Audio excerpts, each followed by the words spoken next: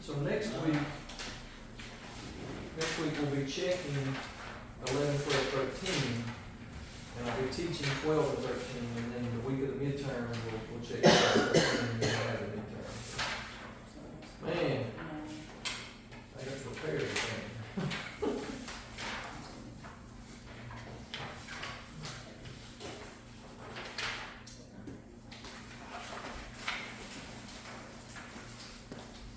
Alright. So, the first one is to identify who these people are. So who is Abigail? David's wife. David's wife. She was also the wife of Nabal. But then she married David after Nabal died. And then, who is Jonathan? Saul's son. Son of Saul. He was also very close friends with David. Mm-hmm. Who was Nahash? King of the Amorites. He was the king of the Amorites. And he was defeated by Saul. While Saul was still king, he defeated him. Number 4, Nabal. Who was he? Married to Abigail. Deceased Her husband. husband. He was the husband of Abigail. And he also did something that got him in a lot of trouble. He refused to help David. If y'all remember that, if you read all the information. I don't know that it actually brought it out in the lesson. But, you know, David and his men needed some supplies, needed some food and, you know, rest and that kind of stuff. And Nabal was like, you can get it from me. And so David was fixing to come down there with him. Probably going to end his life. But Abigail understood what was going on, and she loaded up a couple of animals full of supplies and took them to David and asked him, please don't kill my husband. And David complied, you know, and she, you know, he apologized for being so, you know, heated and everything. He's grouchy because he's hungry. Yeah, he was hangry, you know. So, yeah, he needed a Snickers. So, long story short, you know, eventually Nabal died, and, you know, I guess David remembered the faithfulness of Abigail and how she, you know, went to bat for her husband. And He's like, I need one like that. I guess he felt good about that, and he married her. So, all right, number 5, Ahimelech. Who's Ahimelech? Priest. Priest of Nob. He was the priest of Nob. And then he gave David some showbread. Yes, he gave David the showbread. And what did that give you? Got him killed. Alright. Jabesh Gilead. City Saul saved. That's the city, that's the city where Saul defeated Nahash with the Amorites. And what was the thing there? He slew your oxen there. Do what? He slew the yoke of oxen there. Is that what you're talking about? Now, you know, remember we were talking last week about how the peace treaty that Nahash offered, They had to put out their eyes. and put out your right eye, No, Wow. and then I won't kill you. and they also went back. So Saul, they went and called Saul, and Saul gathered up a bunch of men, and they went to fight, and they actually won. That was also, Jabesh Gilead was also the place where Saul was accepted as the king of Israel. Now, just so y'all know, as we're going through all this stuff, and I try to point out things that are, you know, remarkable, something that, you know, is of interest or of note, that kind of thing, things that I've learned through the years. But there is no way I can point out everything you need to see, you know, I mean, it's just impossible. There's just too much. So, you know, again, I'm not gonna try to be tricky on the midterm, so don't stress about it. Just, you know, study the stuff we've gone through, and Is it multiple choice? it's probably gonna be a little bit different things. It's a multiple choice, it'd be hard though. Yes, it could. Yeah, what's bad is when you have multiple choice, but you got 3 answers out of the 4 that it could be. It's like, Right. Well, only did one of them, right? They don't pick the wrong one. Well, but there's only one correct one. There's just a lot of material. It's just 3 of them that look correct. You know, you're like debating. Okay, Material for a true But American. these are good ones. In the puzzle. Doeg? Oh, Elimelech, Do who what? witnessed Elimelech give David showbread and Goliath's sword. He saw that, and then He he said- also is the one that killed Ahimelech and 85 priests. Because Saul's servants wouldn't do it. Saul ordered them to kill them, and they're like, these are the priests, we can't do that. And Doeg said, I'll do it. So he went and killed 85 priests. I mean, what kind of reward you got waiting for you now? man, but I don't know, back in that time, man, some of the priests and stuff was different. Yeah, but I think these guys were good though. Oh, yeah, I mean, they may have been, but he said priests, that was like, man, a lot of guys got ran out of town. Well, you know, nowadays it's, Dad said he can remember when he was young that, you know, if the local preacher, pastor, whatever was walking down the street, he'd see gentlemen tip their hats to them. They'd step aside, open doors for them, all that kind of stuff, and they'd show them respect. Respectful. He said now, Now. you know, it's like, you know, and say back then, you know, say buying a car, used car or something, you know, it might be like, you know, I don't have the money right now, but I will get it to you, and they would handshake deal, and, you know, because he was a preacher, you know, he's not gonna lie. But now it's like you admit that you're a preacher, and they're like, I can't even do business with you, you know, I mean, it's like they don't even wanna do Because it. I'm crooked and I don't feel comfortable. Well, because there's so many, like Jason said, there's so many that preachers that are crooked. Yeah. They'll say one thing and then talk right out the other side of their mouth and do something totally different. And it shouldn't be that way, It's but terrible too. it, Because so unfortunately. many people's lives are attached to your life, Mhm. your lifestyle. That's terrible. Alright, so who was Abiathar? Only sons. The son of Doeg. He's the only one that survived Doeg killing all the priests. Alright, crossword puzzle. Number 1. How did Saul die? Suicide. Suicide. Number 2. The king of the Amalekites that Saul kept alive in disobedience to God. Agag. The nation of people who invaded Ziklag and captured the families of the men of David. The Amalekites.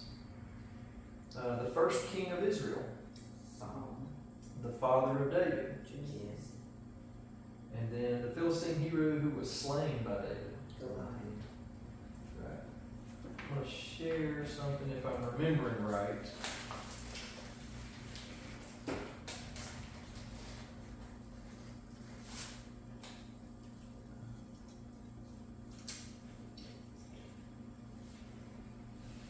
Okay, so y'all remember the story of Esther?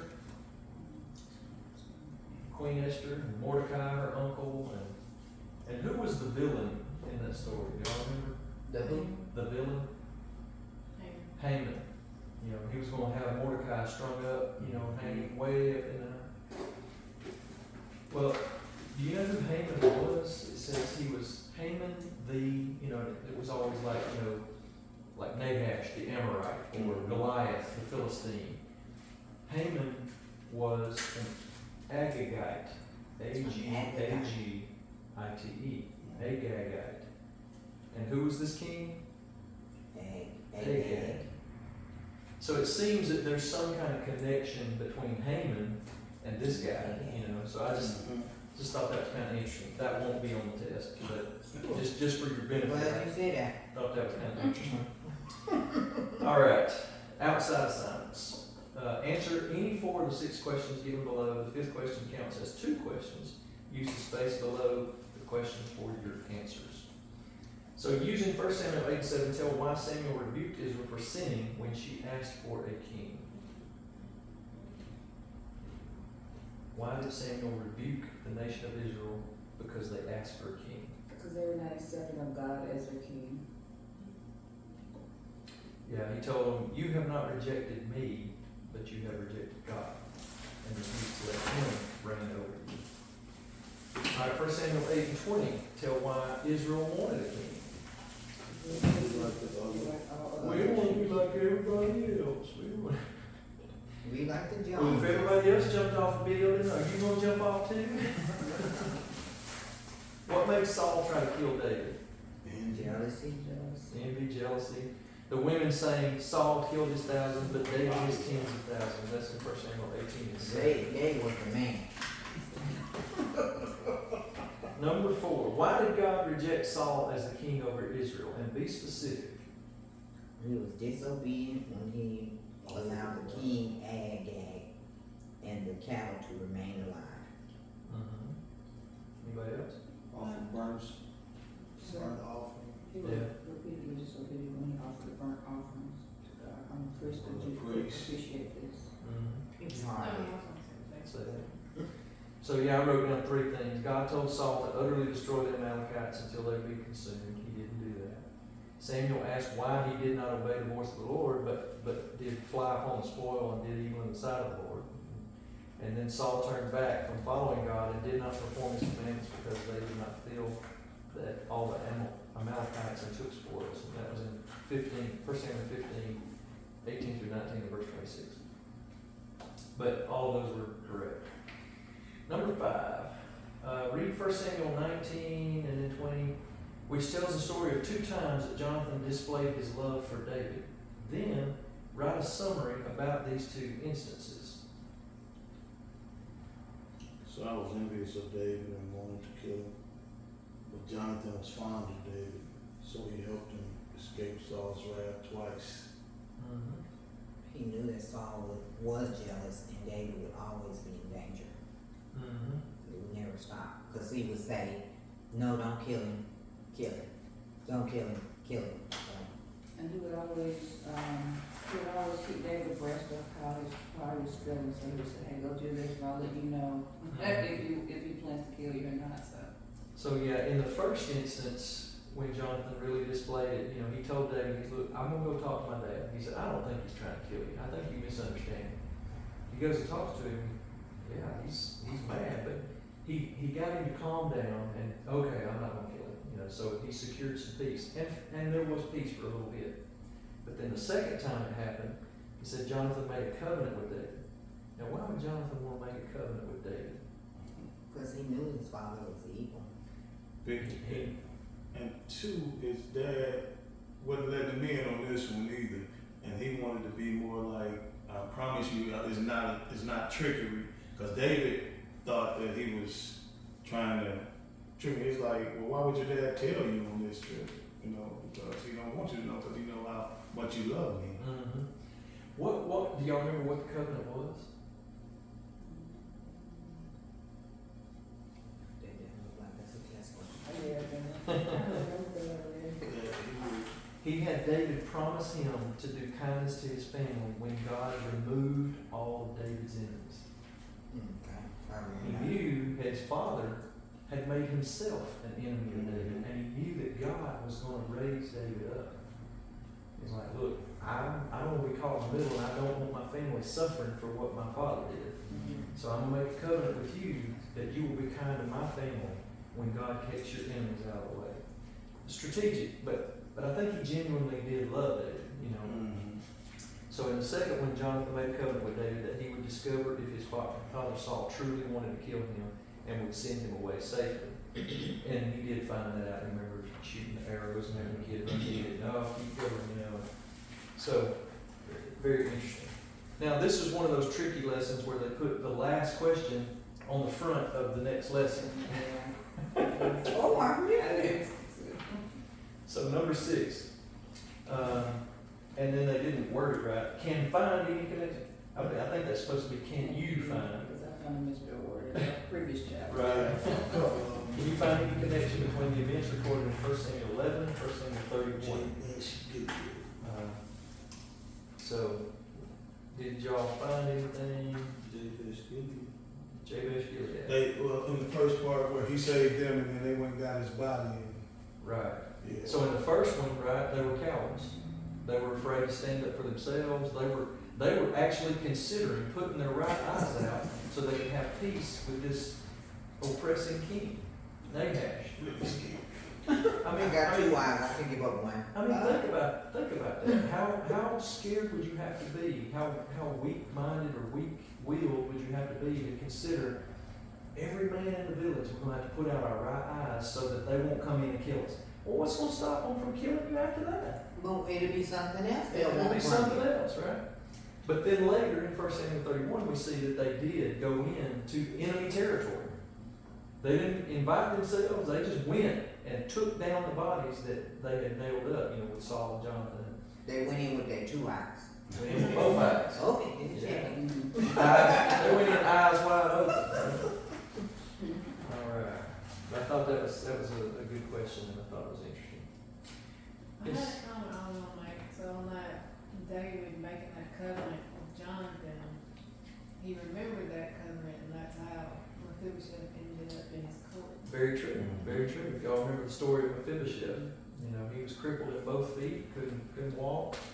And then David sends for him because he said, you know, is there any of Saul and Jonathan's family left? And somebody says, yeah, I think there's this boy living down in Lodabar, you know, down in the crappiest part of the neighborhood, you know. And he ain't got nothing because all of his family, you know, everything Saul did, you know, there was war between the families, and he just, you know, here he is, he's Wait, Mephibosheth. Mephibosheth. And that was Bathsheba's. Wait a No, minute. it's Jonathan's. But one of them. Okay, let me see if I can remember it right. Go ahead.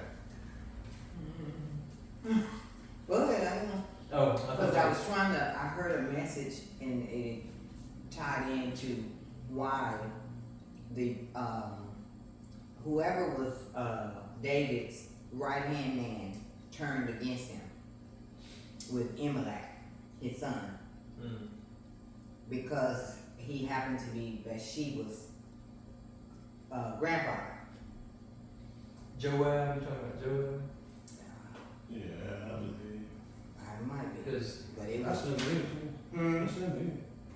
oh, I'm down in there? so Oh, maybe I went too far with that. Yeah, It's in we the, got an overachiever here. I think we're gonna read it today. Okay. yeah, it's in the, That sounds familiar, read it. Yeah, I heard a message at that. I was like, okay, well, that's what that's all about.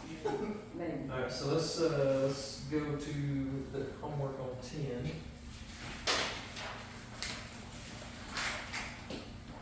So number 1, multiple choice.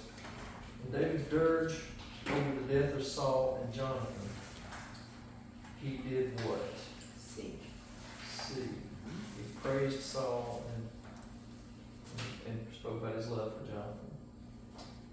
Number 2, which of the following did not try to usurp the throne of David? Ishbosheth, Sheba, Absalom, David. D. D. Number 3, when David became involved with Bathsheba, which of these sins did he not commit? A. A. Because he clearly did all the others. Yes. Number 4, which of the following was not given as a curse to David because of his sin with Bathsheba? B. B. Bathsheba could have no more children because she did. Number 5, God's promises to David, 2 Samuel, was fulfilled in who? In Jesus. $50 charge for late comers. All right, figure it out. Number 1. Oh, this was the one. We go. Put this on the test. I ain't gonna flip on If it. David was appointed king over Judah at Hebron, write down 20. If he was appointed king over Israel at Jericho, write down 40. So which one is it? 20. Number 2. If David built his royal palace in Jerusalem, add 5. If Hiram, the king of Tyre, sent craftsmen to help in the building of it, add 10 more. that was some trickery right there. 35. So it's 35. Yeah. Add 5. That's some trickery right And you there. add 10, so you got 35. Yeah. Number 3, if Israel increased her borders under the leadership of David, multiply by 2. If not, divide by 5. Multiply by 2, you get 70. I got that right too. Number 4, if Absalom was killed by Amnon, subtract 10. If not, add 10. Add 10, you get 80. And number 5, if Sheba led a rebellion against David, divide by 20. If David sinned by numbering Israel, multiply by 10. But if both are true, divide by 2. Two. Divide by 2, you get a number of 40. So the final answer should tell you the number of years that David ruled as the king of Israel, which is 40 years. I got the 4. All right. True or false? Ishbosheth ruled Israel for 6 years. False. Jerusalem was made the capital of Israel shortly after David captured it from the Jebusites. I said false because it was 7 years. It said a short time or shortly after. So it's kind of relative. Yeah. It's kind of relative, you know, short from the standpoint of, you know, it was much shorter than their prisoning in Egypt, which was 400 years. But it's a lot longer than, you know, hey, it took us 40 days to take the city or something, you know. So, you know, that was a poorly worded question, you know, shortly, because what does shortly mean? All right, number 3. Uzzah died when he touched the Ark of the Covenant because he violated the Mosaic law recorded in Numbers 4. True. Number 4, Hiram, king of Sidon, helped David to build his royal palace. False. Why is it false? Right, he was the king of Tyre, not the king of Sidon. That comes up after that somewhere. Number 5, Absalom slew Amnon because he had raped his sister Tamar. True. Number 6, Sheba and Amnon led a rebellion against David. False. 6, Sheba and Amnon led a rebellion. I think that's true. Sheba did. I ain't seen nowhere where it said he did. I ain't going to. Maybe I got ahead of myself. I know Sheba did. I'm trying to.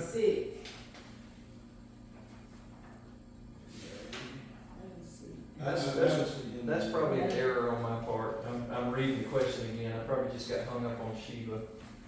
Because I don't think Amnon had it in him anyway. I'll say that's false. I just missed that. Number 7. 7 descendants of Saul were put to death by the Gibeonites to stop a famine in Israel. True. Number 8. When David numbered the fighting men of Israel, 85,000 Israelites died. False. How many was it? 70,000. And number 9. The sword never departed from the house of David. True. All right.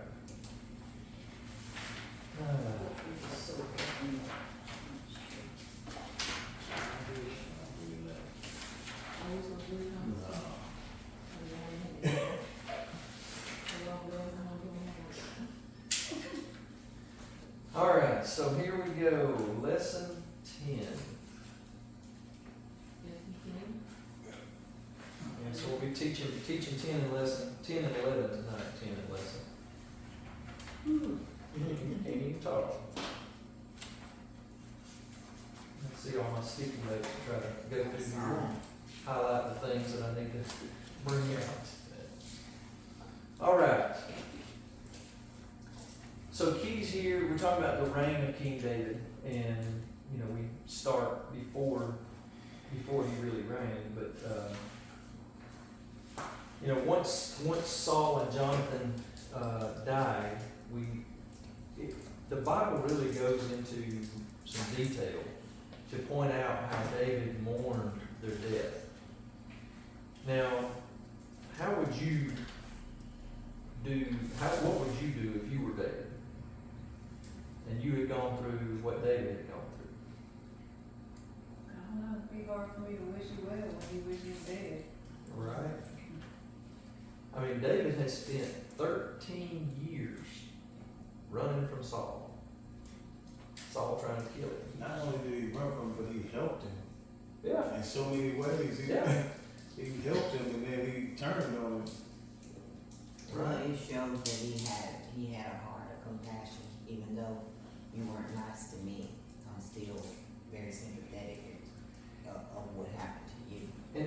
And that's true, and I think it even goes beyond that because I think it speaks to David's relationship with God. Because he recognized even the anointing that he had, that God had chosen him, but he knew before God chose me, The only reason God chose me is because this guy messed up. You know, if Saul hadn't messed up, would God have ever chosen me to be king? Maybe not. You know, he would have just kept been Saul and Jonathan and so on, because God had chosen Saul. He was God's chosen man. He even prophesied. I mean, he was a godly man to begin with.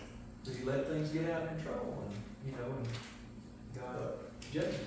Like, that happens, like, right now to this day, like reading back over all of this, almost everybody that came into power, let power devour them in some shape, form, or fashion. Instead of going back to the source that got them to that point, they let some other power devour them. The flesh. Flesh got in the way. But the thing is though, if you think about it, they had everything though. So what else could the flesh really want? I want more power. I'm just saying, like, they had everything at their disposal. And that's true. I mean, how much is enough? It's greed. When It's you never enough. when you've got so much and you've been able to gain so much, there's always something more. Cause you I want hear a little about more. I want- rich people. I want to expand my kingdom. Have all I want that to conquer money. the next nation. I want to conquer those people because I like their land too. You know. It's never enough. So what does that look like? It looks every day. Yeah. Everything woman? Rich people have all the And money. it goes from the lowest level to the highest, right? I mean, countries go to war over each other because of whatever. In each neighborhood, gangs go to war with each other because they want that neighborhood, right? I mean, it's the human You condition. have 10 neighborhoods, I have one, and you won't buy one. Right. But I think it's important for us to understand that, you know, David did mourn Saul, and it was genuine. I mean, even his men were just like, what? And it says that David taught his men a song to sing about Saul. And it wasn't because Saul ultimately was such a great man. It was because Saul was God's chosen man. And it speaks to a respect that we need to have for God's anointing, a respect that we need to have for God's calling on people's lives. Now, it's best when that person lives up to that calling, but even when they don't, we still have to respect that God has called them. Now, don't necessarily mean we have to let them run our church, because if they're leading people astray, you know, we need to deal with that. But you know, David did not feel that God had called him to correct Saul, right? If he did, he would have went to war with him and he would have killed him. And he had multiple opportunities to do that. But he showed his faithfulness to God, not to Saul. He was faithful to Saul because that was his authority. But he showed his faithfulness to God by not killing Saul. And so we have to, there's a book, and if you will write this down, it's a very good book. It's not very long. It's called A Tale of Three Kings. A Tale of Three Kings. And in that book it goes through, you know, comparing what kind of kings, you know, what kind of king was Saul, what kind of king was David, and what kind of king was Solomon. And, you know, and basically through the book you're learning how to apply that to your own life. And then what kind of king would you be? And what kind of king are you being, or queen, you know, as the term may apply. But it's a good book, you get a chance to read it. Saul's captain of his army was a man named Abner. And he anointed Saul's son Ishbosheth to be king. Now this was, you know, in conflict with God, obviously, because God had chosen David to be the next king. I don't know if Abner knew that, but Abner, being basically, you know, the captain of the army, basically he was the top general, right? He was the leader of Saul's army, and he was a very honorable man. He was a very, very good warrior, very good soldier. And as such, being the chief advisor, if you will, of Saul, he felt that it was his responsibility to help his lord, his king, to continue his reign. Well, if he's dead, then the next one up, well, that's his son. So he, you know, got his son Ishbosheth and anointed him and said, okay, this is our new king because he's Saul's son, and Jonathan's dead, so he can't be king. So here's the next one. But, you know, obviously that created a problem because God had planned for David to be king. And so sure enough, after 2 years, you know, David became king over Judah, while Ishbosheth was the king over Israel. And then there was war between the house of David and the house of Saul. So for 2 years, you had these, you know, a Middle Eastern War of the Roses, right? I mean, two different houses, both with a claim to the throne, you know, from different tribes. What's interesting is that Saul's family was from Benjamin, the tribe of Benjamin. David's family was from the tribe of Judah.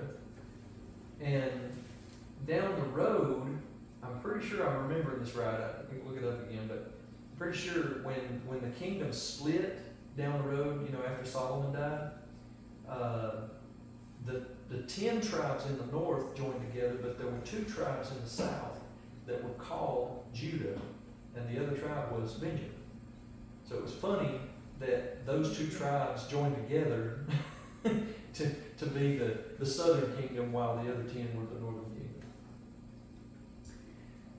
And if y'all read something and I'm remembering that wrong, bring it up so that I don't lead y'all astray. But I'm pretty sure that's true. Now, at some point here, 2 years in, Ishbosheth got on to Abner. Well, why did he do that? Well, Abner liked one of Saul's wives and had a relationship with her. And he decided to take that relationship to the next level. And Ishbosheth rebuked him for it. You can't do that. He ain't coming back. Yeah. So I would say that Ishbosheth is like, no, you're not doing that because she was a wife to my father, who was the king. If you marry her and then you have a child, now you have a child that has a claim to the throne that might go to war with me. I ain't having it. Oh, So I started just reading something on that. They were saying that Abner did it because he thought he would have control over her. Mm-hmm. So they thought he thought that's why he anointed him as king, so he'll still have access and can control him. a slick move. Okay. Well, you know, he was a strategist. Right? That was what he did. He led the army. He came up with a strategy how to beat your enemy, and so that was part of his strategy. So after he got rebuked, he's like, you know, I put you in that chair. You just handle it yourself. I'm gonna go over here on David's side. So he left and came over to David's side, and shortly after that, Ishbosheth was assassinated by a couple of his other advisors. You find that in 2 Samuel chapter 4, verse 7. So the kingdom got reunified under David. You know, it was a single kingdom under Saul. And then they split because of the Ishbosheth thing, but then they came back together under David. So David defeated the Jebusites and moved the capital from Hebron to Jerusalem. Now, the Jebusites were living in what is now Jerusalem. David fell in love with the area, the hill, and just, you know, I think God just put it in him that this is Mount Zion. This is where I need to build God's city. And so he defeated them, took the city, and then moved the capital. Said the capital of the whole nation of Israel is going to be here in Jerusalem. So after he took the city and got everything cleaned up and it's clearly theirs and there's no more fighting, David wanted to move the Ark of the Covenant to Jerusalem. This is where they put the Ark of the Covenant on a cart. And then they started traveling it from the house of Obed-Edom up to Jerusalem. Now the problem is, well, what is part of the problem? Can't touch this. But even before that, they put the ark on a cart being pulled by animals. Oxen, yeah, that's true.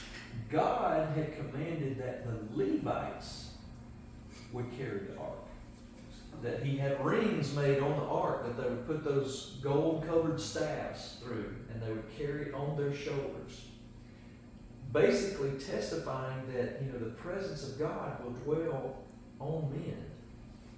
It's not for animals, it's for us. And so the first mistake was they put the thing on a cart. You're not doing it right. You're already starting off wrong.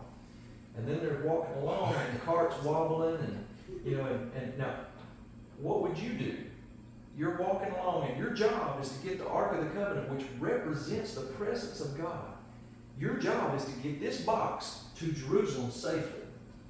And it's wobbling and it starts to fall off. Well, it's going to get scratched, it's going to get dented, it's going to reach out Yeah. there. He got punished. Yeah, but I know no one would ever think of that, like, I'm gonna die if I save this. Exactly. He Right. like, You're gonna die anyway.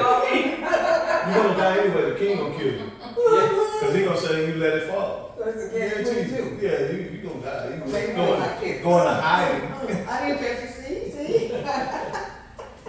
So it is, imagine David's frustration. So he's doing the right thing. Bring the presence of God, bring the Ark of the Covenant to the capital city. This is God's city. God set me up. God gave me this city. God told me, help me to take this city. It needs to be here. We're going to build this magnificent temple to God, and the Ark needs to be in there. He's doing the right thing.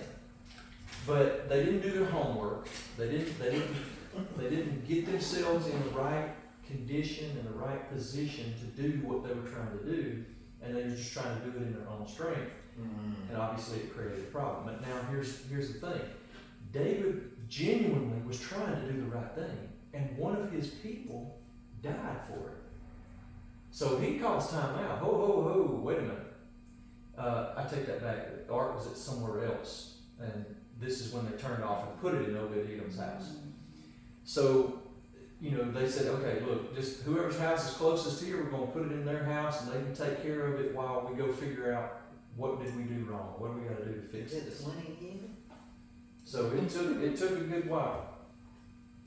So they had to do all the research, they had to purify the priests, they had to sanctify themselves, and then finally it's time to bring it back into the city. So, the things to note here is that, they weren't doing it right.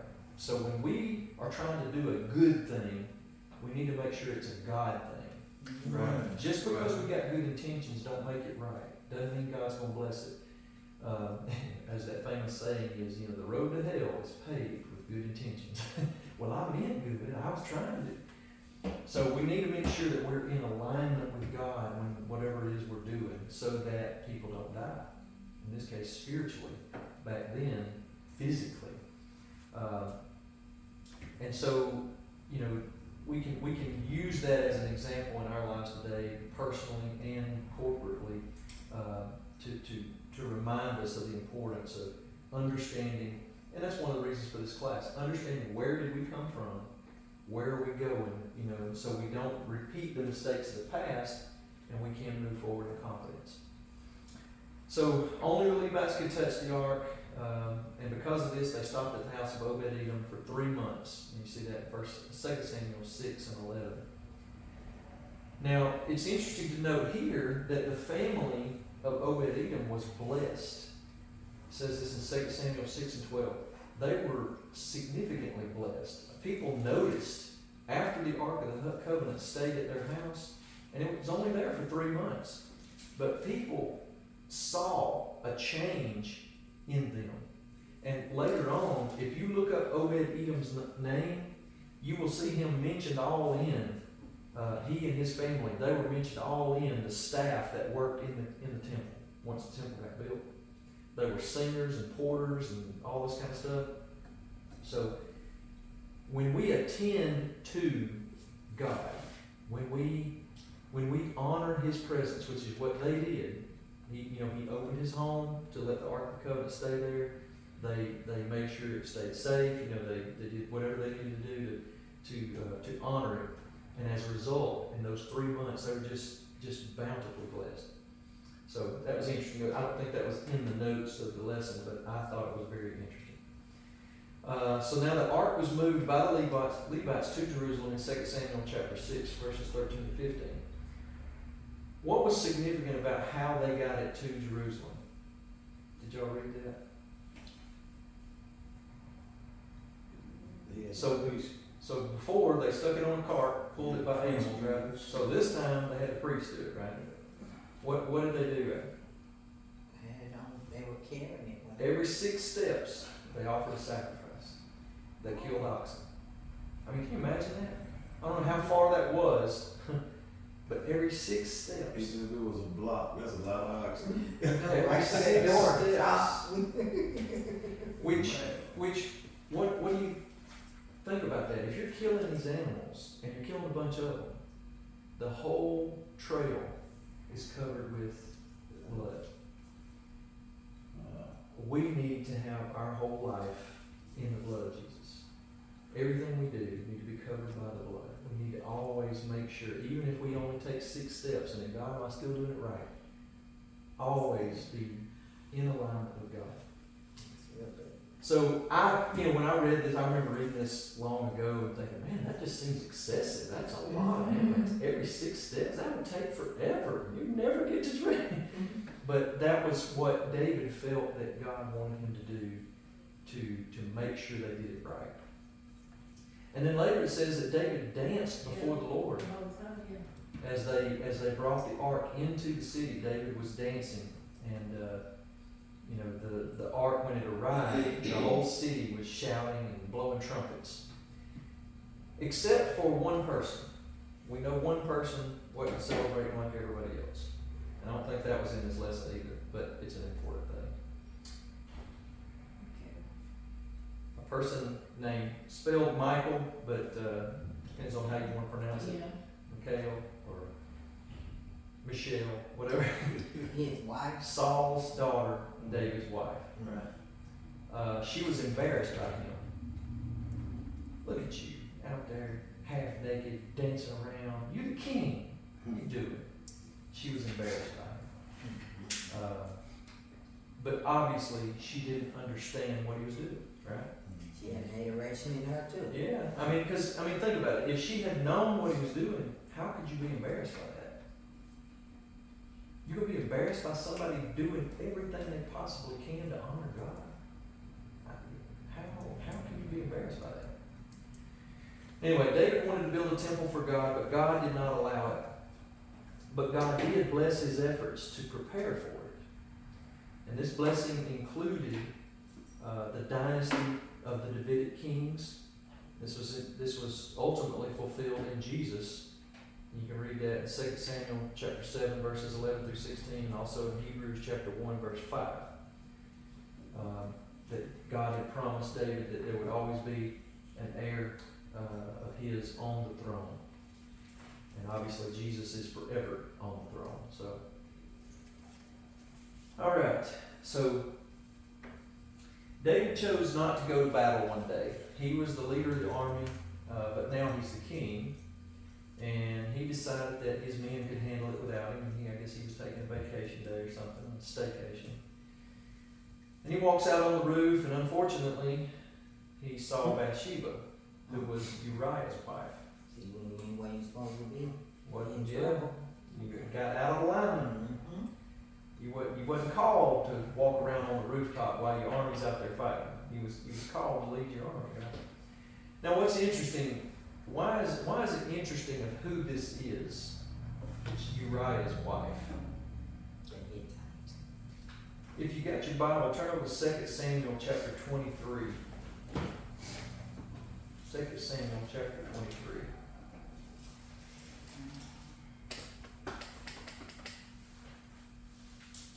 Yeah, I like Priscilla's side.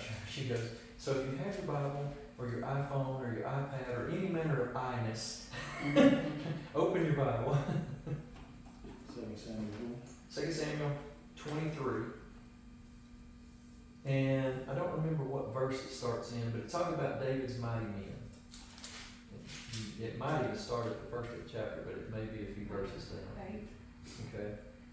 So that first verse where it's talking about, now these are the mighty men of David or something that. Mighty warriors, yeah. All right, if you read on down that list, you read about some impressive things that these guys did. And these were the guys that hung with David when he wasn't king, right?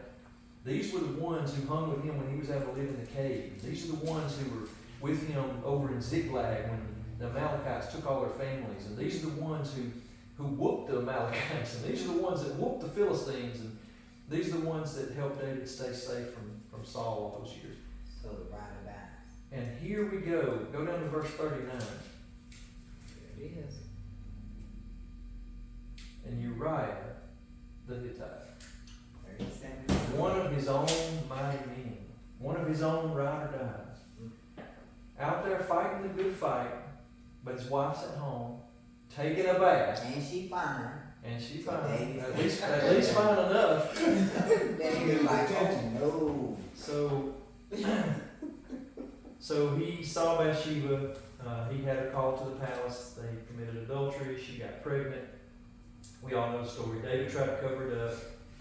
He got to deceive Uriah. Hey, why don't you go on home? How's the battle going? Hey, I'm glad you're okay. Why don't you go home and visit with your wife? You've been good. Why don't you go home? Why don't you go home and have a little fun, and then you can go back to the battle. But he had too much honor in him. He wouldn't go. He said, how can I go home and live in comfort when my buddies are out there dying fighting this battle? Which is the attitude that David should have had. Right? And so ultimately David couldn't get him to go and do what he wanted to do. And so David wrote a letter, which was a death sentence, and gave it to him and said, hey, deliver this to Joab, the captain of the army. He carried his own. Delivered his own death letter. Man, that's, That's cold, man. yeah. But this is a man after God's own heart, David. That's the part that we always make you like, Well, it does make you question. You go, how can you be a man after God's own heart? You're gonna lie, you're gonna steal, you're gonna commit adultery, you're gonna have a man killed. You broke all the 10 commandments. What's wrong with you? But yet God said, he is a man after my own heart. What we always see is that David always did repent. He always came back to God. I blew it, God. Please forgive me. Restore unto me the joy of thy salvation. Purge me, cleanse me. I mean, we see it over and over. Every time he failed, he would come back to God and repent. And that's why he was a man after God's own heart. He sought God's heart. Even after he messed it up, he's like, look, I know I messed it. I need to get back to the heart of God. Because that's where he needed to be. And so here he is, he delivered. And so even though we question that, how could he possibly be a man after God's own heart? It should give us some confidence that we too can be men and women after God's own heart. Because if David did all those things and God still had that kind of attitude toward him, then if we avoid doing most of that, of course, one sin is all it takes, right? But if we're not out there lying and stealing and killing and committing adultery and all those things, I mean, if we're living a pretty good life, we just messing up every once in a while, surely God can have that same kind of attitude toward us as long as we keep going back after his heart, right? As long as we seek his heart, we'll be just like David with people of God's own heart. So the seeking God's heart, but you keep, the part that's confusing, you keep doing it intentionally because it's an intentional act. But it doesn't go unpunished though. The baby. Right, and then even though David, he went back and offended, there still was a consequence. Yeah. A lot of consequences came with the stuff he did. And we'll see that later. Yeah. So this is something that I had to learn, and that is, especially dealing with the guys at the men's home, right? Addiction is serious business. Sickness. I believe that. Growing up, I heard about people that had addiction, and probably the worst one I knew about, in my personal family was smoking. We had several people in the family that smoked. And my dad even smoked when I was little, up until he turned 32, so I would have been like 10 years old. And his testimony, he said, I always said, I quit anytime I want to. And he said, and I would. I'd quit for 30 days. And then I'd always pick it back up. He said, I just couldn't do it by myself. He said, I'd be good for a little while, but then I'd have to pick it back up. And so finally he got to a point, he developed a cyst on his spine. He had to have surgery to have it removed, and he couldn't lay on his back. And they had to cut him open and dig it out. It was all wrapped around. And he said, laying there, he started thinking, man, is this cancer? Am I going to die? I've got my family, my wife, my children. Who's going to take care of them? You know, and he said, I was just worried. And he said, I had to get serious with God. And said, God, this smoking thing, I thought I could quit it. I can't. You're going to have to take it away from me. And over time, God helped him deal with it. But the thing is, addiction gets a hold of you, and it won't let go. And without God's help, we will not beat it. That's true. We will not. You can have great willpower, but you're not going to beat addiction without the help of God. But in acknowledging that you can't do it without God. Well, that's the first step. Yeah. You can't get no help if you don't acknowledge you need help. But yeah, that was a lesson for me to understand, because I always thought, why do people keep going back and doing that stuff? Don't they? Because they would admit, oh, it's so wrong. I hate when I do that. And the alcohol makes me do stupid things, and the drugs ruining my life, and my marriage is gone, and my kids won't talk to me, and all these things. It's like, well, why do you keep doing it? Because they got an addiction. And they got to have help to get past it. But when you have an addiction and you know that's your struggle, you don't go in that environment. That's easier said than done. Well, I just I've think been that around a lot of crackheads, and they'll go to work all day long and work hard 8 hours, but they gotta have that fix. They're chasing something. That's just like David. He was chasing after God's heart. He was seeking God's heart in everything he did, but something always took him off path, and that's how that drug is. It's like that. and it's not just drugs and alcohol. No, it's addiction. It's any kind of anything that takes your focus and has control of it, but it's like a person that's a thief. You would not let them work in a bank. Do not let them. You can't have this job. I don't care what your degrees say. It's certain things you just have to. So because I'm obese, I can't go to McDonald's and get a job. Well, no, No. you know. No, but that is a slippery slope, right? Yeah, no, it is. Because you say, okay, God forgives and God delivers. And so here's this person that had this problem, but now you're going to judge them that they can never have this opportunity.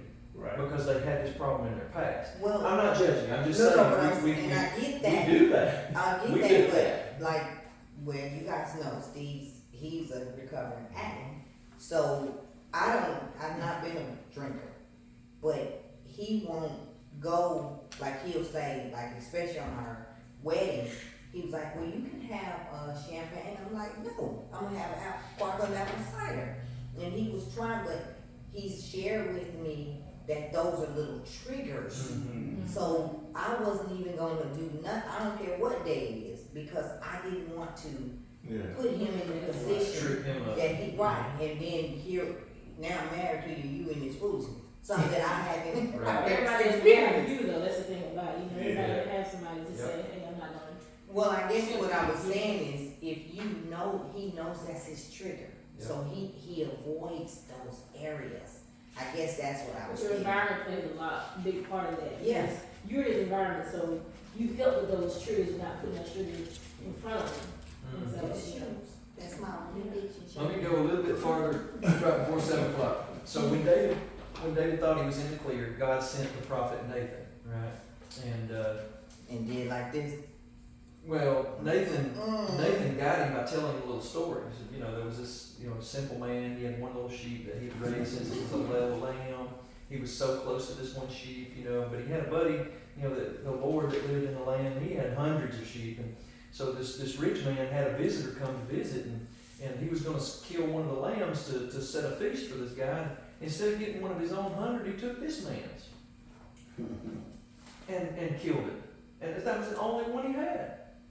And Nathan's telling David, who was a shepherd, who knew about having a relationship with the sheep, and caring for those sheep from the time they're born. He knew, he understood that, and his reaction was immediate.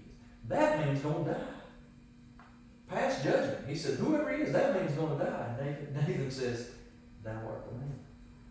And then he related the story. Uriah's wife was his only lamb. And you had multiple lambs, but you took his lamb. And David realized, and so he acknowledged his guilt, and God gave him 3 penalties. He said, the sword will never depart from your house. Your neighbor will fornicate openly with all your wives. And Bathsheba's child that y'all have is going to die. No, but the neighbor is the something. So David prayed for 7 days that the child would live, but it died anyway. And his servants even, they thought he was going to die. He was going to starve to death because he wouldn't eat. He was always praying and crying out to God. They were afraid to even come around him because, they would just make it worse. And then when the child died, they're all whispering in the hallway, what are we going to do? I mean, he was about to die when the child was just sick. Now the child's dead. If we tell him, he's going to die. And he heard him whispering. He says, child's dead, right? And they said, yes, sir. And so they said, he got up and he cleaned himself off and he said, go fix me something to eat. And they were like, wait. He said, wait a minute. I thought you were messed up because this child was dying. He said, yeah. He said, while the child was sick, I sought God. There was a chance that God would heal him. There was a chance that God would save him. But now that he's dead, the only thing I can do is live right so I can see him again. So they didn't understand it. But then Psalm 51, which one of those most famous, that's where that quote I was giving you a minute ago, purge me with hyssop and I shall be clean, wash me and I shall be whiter than snow, restore unto me the joy that I say. All that came from Psalm 51. So we'll break there, it's break time, and then we'll have to move quickly and get through the rest of this. You know, I know you watch David. We will. Alright, so next up, David's son Amnon desired his half-sister Tamar. Fell in love with her. Now, she was his half-sister, so, There's blood. wasn't total incest. No blood. But anyway, he faked a sickness on the advice of his friend and asked that Tamar be sent to take care of him while he was sick. Like his daddy. So he raped her, and then don't you know what happened after that? Absolutely. Now he loved her until she showed up, and then he raped her. Then what happened? Before Absalom. What happened to her? She was upset, wasn't she? Well, of course, she got raped. He was ahead and quit it. Yeah. Oh, He despised her. Oh, Threw her really? out. Didn't want to have nothing to do with her. Got what he wanted? I'm done with you. What'd you say? He was a hit and quit. So, but I think we see that a lot, not just in male-female relationships, but, we were talking about addiction. You have, I gotta have this, and then you get it, and it's like, I don't even want this. I mean, you see that all the time. People think that they want something, and then they get it, and then they don't want it. You kind of joke about the dog chasing the cars. Well, what are you going to do when you catch it? You can't do nothing with it anyway. Let's stand there real. Quit chasing it. So anyway, so she told to Absalom, her brother, and so Absalom was strategic too. He bided his time, and 2 years later he murdered Amnon. Like, teach you to take advantage of my sister. I don't care if you are my half-brother. So David had told him, basically, don't do nothing about it, I'll handle it, and he didn't ever handle it, and so Absalom handled it, and so David banished Absalom. So David was grieving over all of this because his son's dead, he had banished another son, and so his captain of his army, Joab, interceded. After some time, he finally told David, said, look, you got to let Absalom come back. There's no point in this. Amnon's dead. He's not coming back. You don't have no relationship with your own son Absalom now because you threw him out because of what he did. But, Amnon had it coming to him. What do you think? So, once you let Absalom come back, y'all make up. So, David did. He let him come back. But then he wouldn't have nothing to do with it. He let him come back to the city, but he didn't restore the relationship. And so Absalom got himself a fancy chariot and hooked himself up with a bunch of men that was following him around, a bunch of yes men. Spells. And then he went around to impress the people. And everybody got to notice him. You know, Absalom had this long flowing hair. He was a good looking man. Probably Oh yeah. that's what I thought. And then some. Because he didn't have to put on. He was the man. He was the man. Probably He could taller than eventually be David. king. He's the king's son. Yeah. Got a fancy chariot, got all these men running around with him that talking about how great he is. Got the hair, got the body, got everything. Absalom started working the gates of the city. What's significant about the gates of the city? Trouble goes and comes. That's where a lot of judgment took place. Oh, yeah. So they would, you know, if there was a settlement that needed to be done, a couple of people had an argument about something, somebody's trying to sue one another, the judges would sit at the city gates and they would hear the cases and they would pass judgment. Or if you had a problem, you'd come to the city gate and you'd talk to one of the officers and say, hey, I got this problem, I need the king to help me with it. And then, you know, it would either get handled there or it would get escalated on up and take it from the king. Well, Absalom starts working the gates and he's hearing everybody's story. And he's like, oh, brother, man, that is terrible what's happening. I hate that so much. You know, if I was put in charge, I would help you. But, I hadn't been commissioned to do that. So, I'm for you, brother, but, I just can't do nothing about it. So all these people keep hearing him talk about how he would help them and he would be for them and he would solve their problems and he would fix. Man, that sounds like politics, don't it? Sure enough, though, he won the hearts of the people. He said, if I was a judge, I would help you. Absalom won the hearts of the people. So he goes to Hebron and he starts a revolution. Now, what's important about Hebron? That's exactly where David got his start. That's where they crowned David to be king, in Hebron. And so Absalom, his son, goes down there and starts a revolution. So these are the people that you would think would be the most loyal to David because they're the ones that crowned him to be king in the first place. But even they have turned their back on him because that's where Absalom went to start his revolution. So now you think, okay, well here David's the king. He's going to put this down. He's going to stop this. What did David do? Ran. Packed up his stuff and left. Now why did he do that? That's a good question. So David already had lost one son because Absalom killed him because he raped his daughter. So he's lost a daughter. Well, she didn't die, but she's now in a bad situation. Amnon that raped her is now dead because Absalom killed him. Absalom spent several years being banished and then he finally came back, but now he's trying to cause problems. So David is just losing his family. It's falling apart. Now if he stands up and he says, I want to defend my right to rule, I'm going to keep hold of the crown and the throne, then I'm going to have to fight Absalom because he's trying to take it. Which means, if God is still blessing me, then I'm going to kill my own son.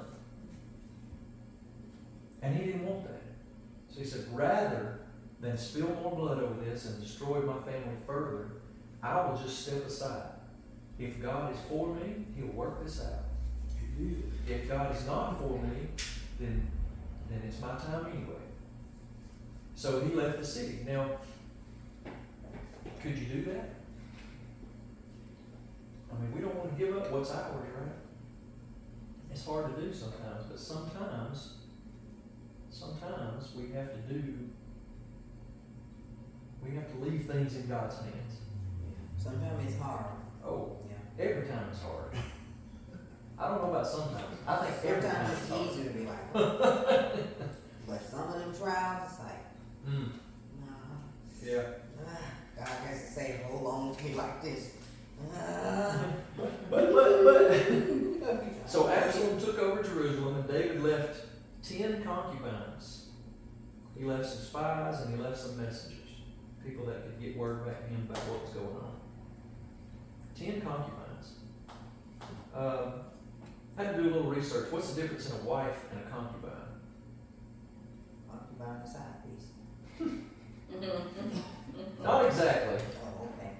My bad. Both are wives, but The second wives? based on the research that I did, a concubine didn't come with a dowry, Oh, so she didn't have any power and authority, you know.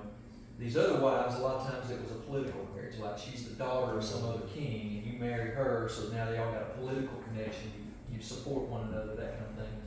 She would come with a dowry, you know, that, hey, there's all these gifts that she comes with. But a concubine could have just been a slave. And sometimes that was happening. They would take a slave and marry her to have children. So they would be his children to a slave, but then you needed kids because this was mostly a gregarian society, a lot of farming. More kids you got, more farming you can do, right? So a lot of times that's what happened. So David had left all these concubines there and spies and messengers.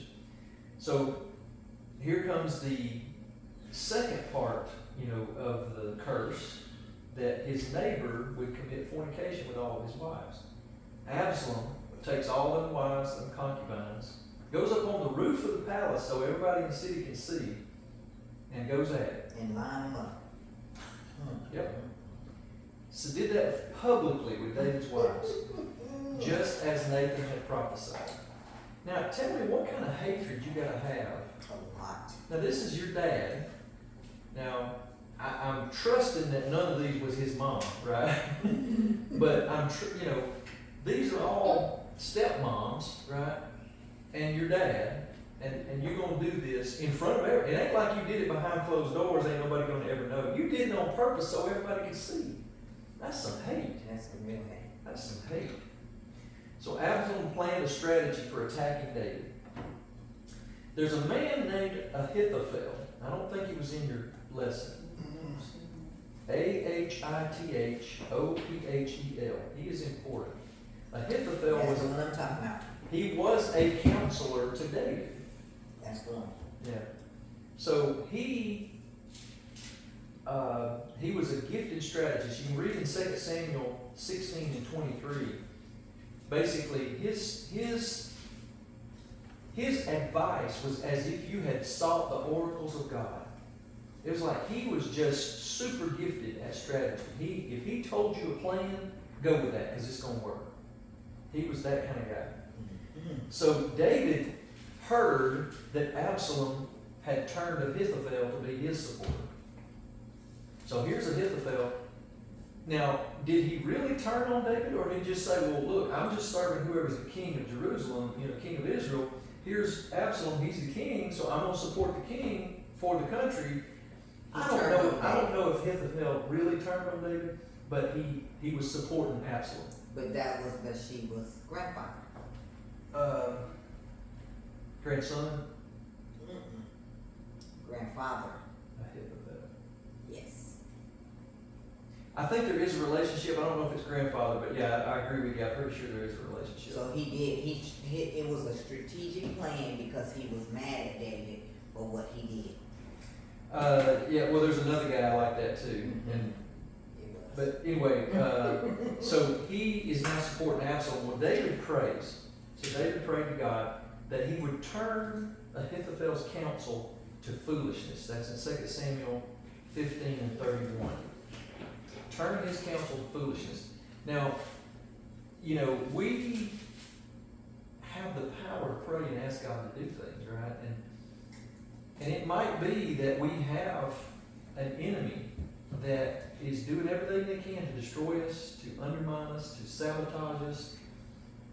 And here's an example of being able to pray, God, whatever their counsel is, you know, the traps and the things that this person is doing, turn it into foolishness. Let it not be successful. Let it not. Let Isaiah 54:17 be true, that, you know, no weapon formed against me will prosper. So David also asked Hushai, Hushai, to defeat the counsel of Ahithophel. Now Hushai was just a friend of David. He was another counselor, but he wasn't necessarily as significant as Ahithophel. But David knew that he was a good counselor and he was wise, and so he asked him to stick around and pretend to be supporting Absalom, even though you're my friend. but in your support, I need you to defeat the counsel of Ahithophel, because Ahithophel's counsel is good stuff. He's going to give him a good strategy. I need you to defeat that. We see that in 2 Samuel 15 and 34. So Hushai, he ultimately did defeat the counsel of Ahithophel in 2 Samuel 17 and 14. Ahithophel came up with this grand strategy, and hey, this is what we're going to do. And like I said, he always had good strategy, but it's interesting. If you read this story, it's some good reading. Hushai comes up and says, hey, Absalom says, well, what do you think about it, Hushai? You're a wise old man. And so he tells him, well, hey, look, you know your father. And there ain't nothing more dangerous than a wounded animal. And your father is wounded right now. So I would advise you take caution. And so ultimately, Absalom went with his advice and didn't do what Ahithophel had told him. It hurt Ahithophel's feelings so bad he went home and killed himself because he thought nobody believes me anymore. But anyway, when the battle finally comes, David's spies had let him know what the strategy was, and David's army won. So as Absalom is fleeing in defeat, his hair, remember he had that big flowing hair, his hair got caught up in the limbs of a tree. And while he's dangling there and can't get himself down, some of Joab's men tell him, hey, look, we found Absalom over here hanging in a tree. So he comes over, and it says that he put three darts in his heart. One translation, I think, calls it daggers. So basically, he's hanging in a tree, can't go nowhere, and Joab just comes up and stabs him in the heart 3 times. And then Joab's other men come up, and the rest of them, whatever, if he was still alive then, they killed him for sure. Now, David had given order not to harm him. Said, be easy on my son. We want to take the city back, but be easy on him. Joab was like, look, there ain't no victory. I mean, there ain't no peace without victory. If you don't beat this man, he's going to come back and rise up again. So Joab probably did the right thing, but he disobeyed the king. Right? But David mourned him so much that Joab had to tell him, he said, look, David, you're mourning him. Your people are going to think they did the wrong thing because you're acting like we lost. You're acting like, you wanted Absalom to be king. It's my son. So David had to show some appreciation to his soldiers. But in his later years, the northern tribes accused David of favoritism to Judah and had another revolution under Sheba. So David had Joab to pursue after Sheba, and he chased him to a town called Abel. And the people of Abel saw Joab outside, and they didn't. Now Joab, if y'all read much of these stories, Joab was, you didn't mess around with Joab. Joab, he had a couple of brothers too, Asahel and Benaiah, I think was the other one. Anyway, so he had these 3 brothers, and all 3 of them could fight. And Asahel's the one that died chasing after Abner, but they said he could run as fast as a deer. And so these people at Abel, they see that Joab's at the gate, and this man ain't gonna mess around. He's gonna kill everybody here to find this guy he's after. And they said, well, who are you looking for? And they said, I'm looking for Sheba. They said, don't worry, we'll send him out. They cut his head off and threw him out. So Joab didn't destroy the city. But anyway, a 3-year famine came to Israel, and God told David, hey, this is a judgment on Israel for how they mistreated the Gibeonites under Saul. And so to end the famine, David had to give the Gibeonites 7 descendants of Saul, and they ultimately then put them to death, and it did end the famine. And late in David's life, he decided he was going to number the fighting men of Israel. Now, Joab even told him, this ain't a good idea, bro. This ain't a good idea. You shouldn't do this. He knew it wasn't God's will, but David ordered it to be done anyway. So God allowed David to choose his punishment. They numbered, but even after they got the number, as soon as David heard the number, if you read the story, he repented. I shouldn't have done this. I should not have done this. But anyway, God told him, here, look, you get to choose the punishment. 3 choices. Number 1, you can have 7 more years of famine. People are going to be starving to death for 7 years. Number two, you can have 3 months where you're constantly running from your enemies. It means you're not going to win a battle. You're always going to be losing for 3 months to every enemy you have. Or number three, you can have 3 days of pestilence from God. Now, in the first one, you're at the whim of the weather, right? You're famine. Nothing's growing. Everybody's starving to death. The second one, you're at the mercy of your enemy. He did that already. Yeah, that's bad. But the last one, you're at the mercy of God. And so David chose the last one. He said, I would rather fall into the hands of God than to take my chances with any enemy. I would rather God punish me than to suffer at the hands of my enemies. So David chose number 3. God sent that, and obviously 70,000 men died from the pestilence in 3 days. So it was bad stuff. It's a heck of a plague. Yep. And I don't know what it is. I didn't try to dig in to see if anybody had a theory about what kind of pestilence it was, but bad stuff. But anyway, when David saw the angel of the Lord standing over the threshing floor of Araunah, he bought the property, and it later became the site for the temple that was built by Solomon. Now, I put here a little comment about David's mighty men. If you haven't ever read that, that 2 Samuel 23, it's good reading. I used to love that as a young man, read about the exploits of these guys and, some of the things they did is just phenomenal. And these were David's lieutenants, if you will. I mean, you talk about a group of men you don't want to mess with. Not only were they good fighters, but I mean, God was blessing them. So, even if you were just as good a fighter, you're still going to lose because they're blessed and you're not. So David went on to later divide the Levites into 24 courses that would serve at the temple. He appointed singers for the temple. He set up doorkeepers. He instituted the civil and religious offices that's to serve in Israel. This is where I was talking about when you read that in the actual text, in the literature, in the Bible, you'll see Obed-Edom's name show up multiple times because they were so blessed because the Ark of the Covenant stayed at their house. So that concludes lesson 10. Now, we have a few minutes. 26 minutes to try to finish on lesson 11. Okay. Hammer down. Alright, so this is the reign of Solomon. After David died, Adonijah asked Bathsheba to request that Solomon give him Abishag. Now, who in the world is Adonijah? Son of David. One of David's sons. And who in the world is Abishag? That was the one that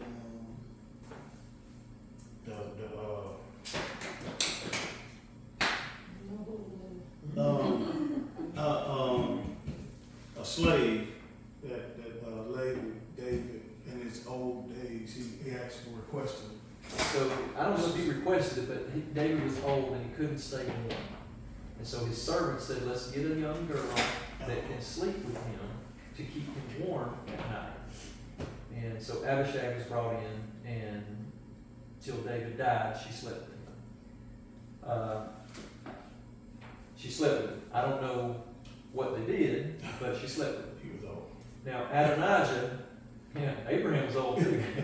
Adonijah asked Bathsheba, which was Solomon's mom, right? He asked Bathsheba, hey, won't you talk to my brother and see if he'll let me have Abishag as a wife?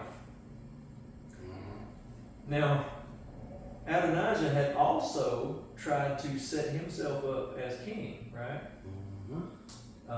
Got some people to run around, and they were getting ready to anoint him, and I think Nathan came to Bathsheba and said, hey, look, you need to talk to David because somebody's fixing to anoint somebody else king instead of Solomon, and I know David wants Solomon to be the king. So word got back to David. David sent orders, had his men to set up and anoint Solomon, and so they overthrew that before it turned into something really ugly. But now here Adonijah, he didn't die. He didn't get killed for that. He could have been, but they spared him. But now he's asking for this girl. Why would he do that? Now, y'all remember Abner wanted one of Saul's wives? He had a reason. Adonijah wanted one of David's women.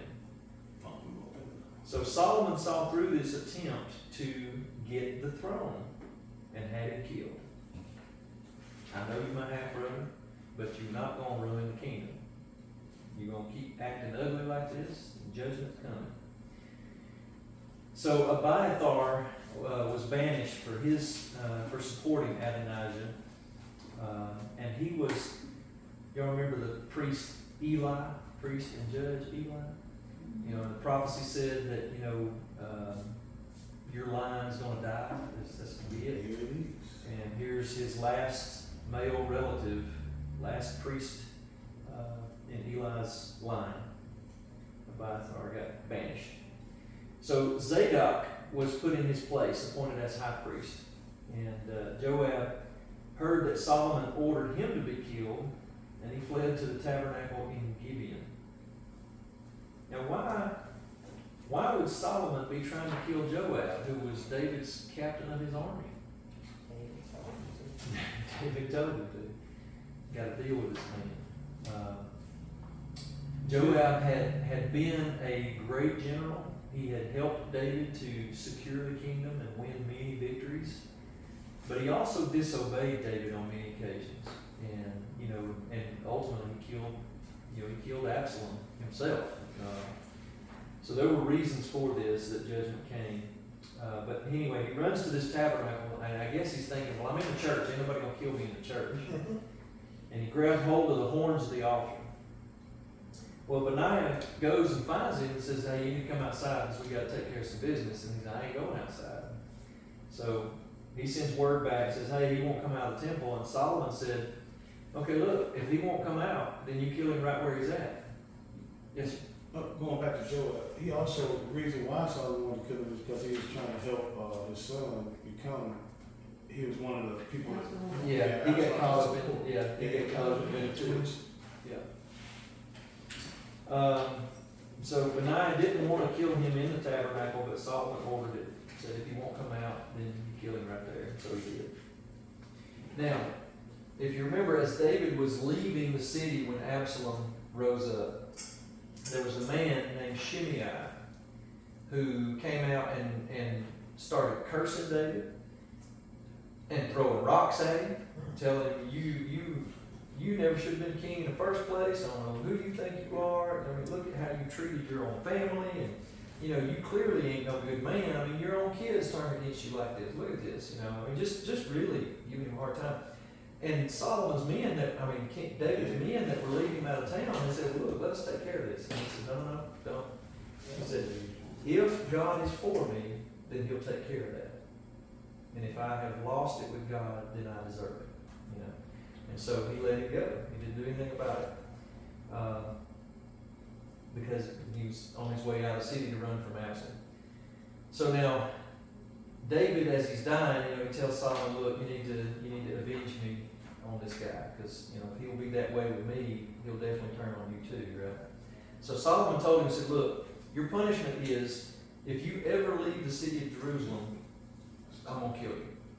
And he agreed. Okay, I'll stay here right here in the city. But he had some slaves, and one of them ran away, and he left the city to go find him. Well, and once word got to Solomon that, hey, Shimei left the city, so Solomon said, okay, he signed his own death warrant, go kill him. Wow. So Solomon had him killed. Now, when Solomon made an offering at one point of 1,000 burnt offerings after he became king. And God spoke to him and he said, ask, what shall I give you? I think it's how it's worded in the lesson.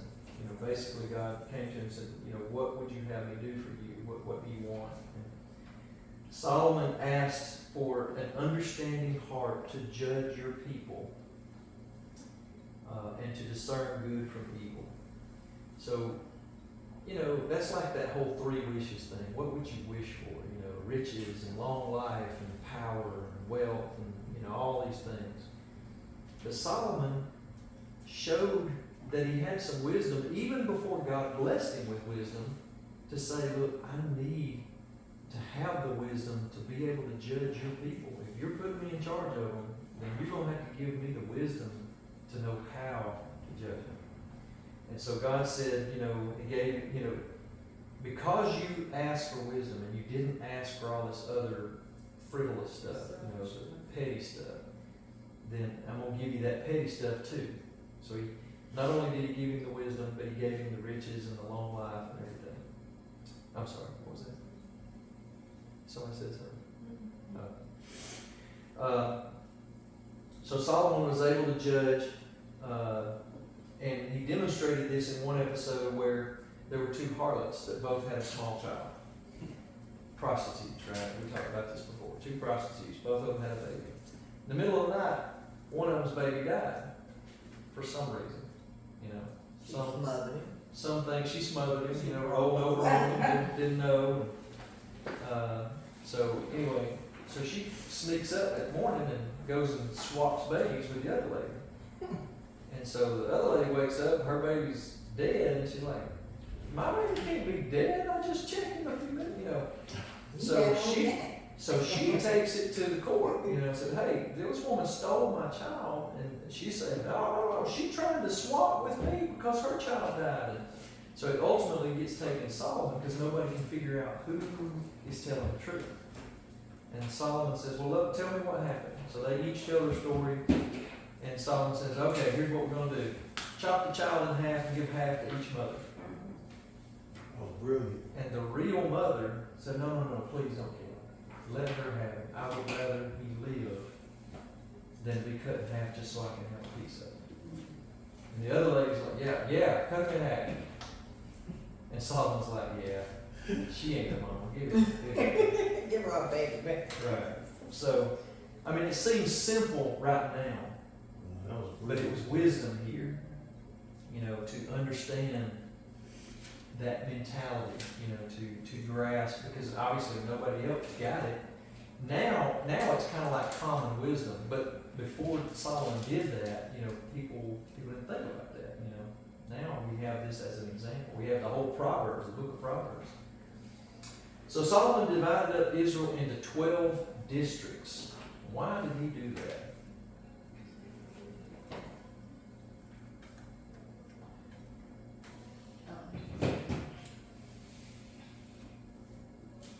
Because running the court was expensive.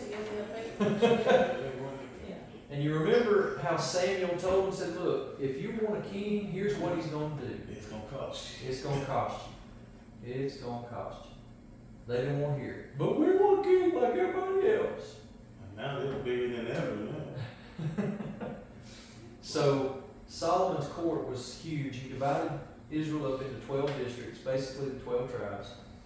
And each tribe, each district had to support the court for that month. And each day, not each month, each day, it took 30 measures of flour. I don't know, let's just say how much a measure is. I don't know, is that a 5-pound bag? I mean, 30 measures of flour, 60 measures of meal, 10 fatted oxen, 20 pastured oxen, 100 sheep, and then harts and gazelles and roebucks and fatted owls on top of that. And where Samuel had warned them was back in 1 Samuel chapter 8 about this. But that's a lot of stuff. I mean, how many people was he feeding? I mean, you guys run a food truck. I mean, give us an idea. That's a lot though. I mean, like, because like you said, at the end they putting options and all kind of stuff on the end of that. We don't even know how much flour he was getting, you know. But man, I know 15 pounds of fish. That's about 25 people, 15 pounds. Nothing like this. she said, SMH, I'm just shaking my head. We ain't feeding that many. That's That's a lot of people. That's a lot. So then Solomon went on to his building program, and he built the temple that David had wanted to build. You know, David collected for years, collected gold and silver and brass and everything else as resources because he was going to build a temple, but God told him, no, you're not going to build a temple, but I'll let your son build it. And so he stored up all this stuff, and he raised Solomon with the understanding that you're going to build a temple. And so here Solomon decides, now it's time. And it took 7 years to build that temple. 7 years. It says that they used so much gold and silver and brass that they even stopped counting. I mean, think about that. Y'all got anything gold plated in your house? Not really. Ain't a thing in my house gold plated. Gold plated. Yeah, they ain't good. There's a gold patina. It ain't real gold. At least in my house. But they used so much. I mean, it's like almost everything was covered in gold. Yeah. And you had a bunch of the implements that were, I mean, like spoons and candle snuffers, plates, and all that stuff. I mean, just At night, probably. they kept fire going all the time. And then you had the incense that they were burning all the time, so you know it probably smelled good because you know, That's flour. That's 60 pounds of flour. a measure, Yes. 60 pounds of flour, and it Yes. took 30 measures, 1,800 pounds of flour every day. Every day. Somebody eating a lot of biscuits. Somebody eating a lot of biscuits.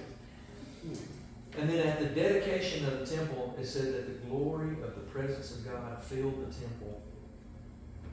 And get this, they didn't light a fire.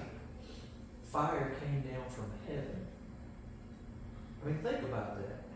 Have you ever prayed fire down from heaven? Literal fire down from heaven? You know, see, I ain't never done that. I ain't never seen nobody do it. I've read about it being done in the Bible. And here's Solomon. Now, and when you look at this, what he's doing right here, offering these sacrifices, getting wisdom from God, building the temple and dedicating it, and then praying a prayer. He's the king. He's not a priest. He's not a prophet. He's the king. And his prayer, God answered with fire out of heaven to consume the sacrifice, to dedicate the temple. And then you look at what he did later. I mean, he lost his mind, didn't he? I mean, he still had all that wisdom, but he got into idol worship and all this stuff, and it's like, what are you doing? But anyway, so fire fell from heaven, and the presence of God was so strong in the temple that it said that even the priests couldn't even enter the temple. They just had to stand outside because the power and the presence of God was so strong there, they couldn't even go in. Then he moved on and he built the royal palace, and that took 13 years. He also built the walls for Jerusalem, and for Hazor, Megiddo, and Giza. Or Giza. I can't even read my That's where writing. Geezer come from. Giza. Yeah. But you know, it's interesting because if we fast forward a little bit and we talk about like Ezra and Nehemiah, what did they do? Right?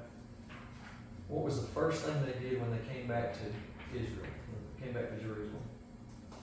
They rebuilt the walls, right? Here, they're just being built. David had defeated the city.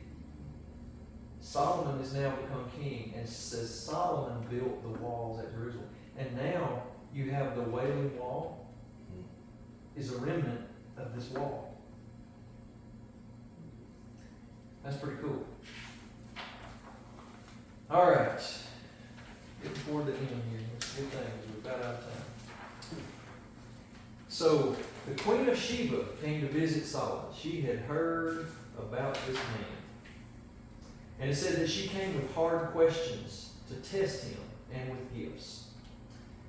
And it says that he answered all of her questions.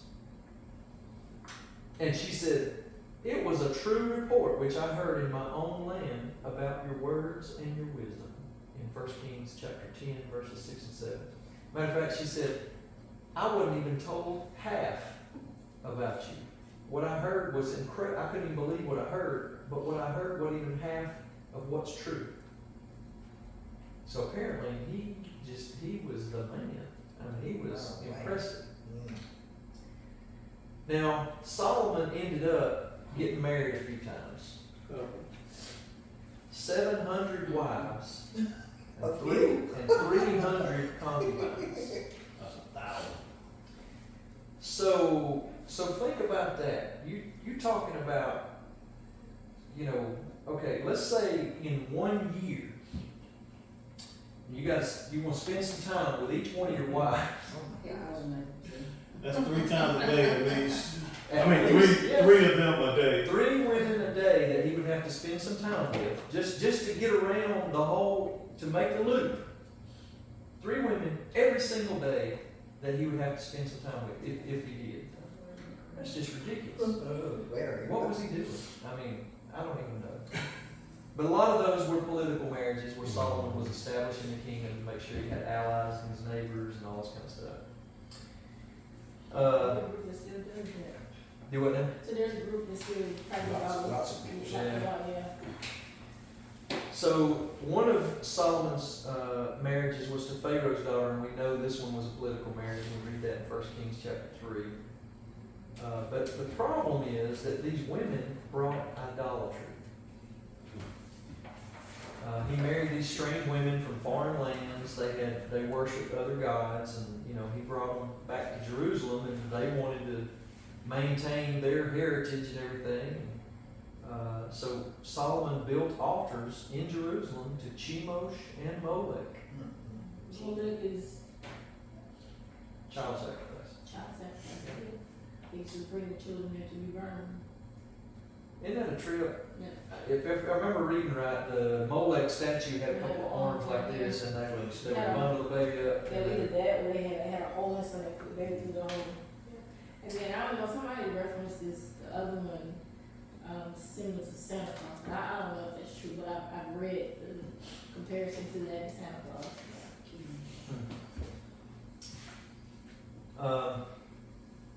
So this idolatry caused God to allow trouble to come to Israel. When David died, Israel had peace. David had defeated all of his enemies, and he set his son up well. He was wealthy. He had all these reserves that were ready to go into the building of the temple. David had defeated all their enemies, so there was no threat to him right then. Solomon goes on then in wisdom and establishes all these political relationships, to maintain that peace. And it was all good for a while, but this idolatry, when we don't stay in alignment with God, that hand of protection that has been stayed on us, just like when the devil went before God and God said, "Have you considered my servant Job?" And the devil's like, "Well, what do you want me to do with him? You got a hedge protecting him. I can't even get to him. I can't even touch his stuff. But you let me get his stuff and he'll touch you." God said, "I don't think so." But that's the point. There was a hedge of protection around him that nothing could get to him. Nothing could get to his stuff because God protected him. And God's protection was on Israel, but Solomon undermined that by bringing this idolatry in. And so God opened the doors for this trouble to come. Later on, as Solomon is dying and his son Jeroboam takes over, the 10 tribes of the north split off. Later, also Syria and Edom became trouble for them. But Solomon also did some good things. He wrote most of the wisdom literature in Proverbs. He also wrote Ecclesiastes and Song of Solomon. And he ruled for 40 years, just like his dad did. But some good stuff. Any questions, comments, anything y'all wanted to point out? Y'all get anything out of this? Learn anything you didn't know? I think a lot of times when people read about the life of David, like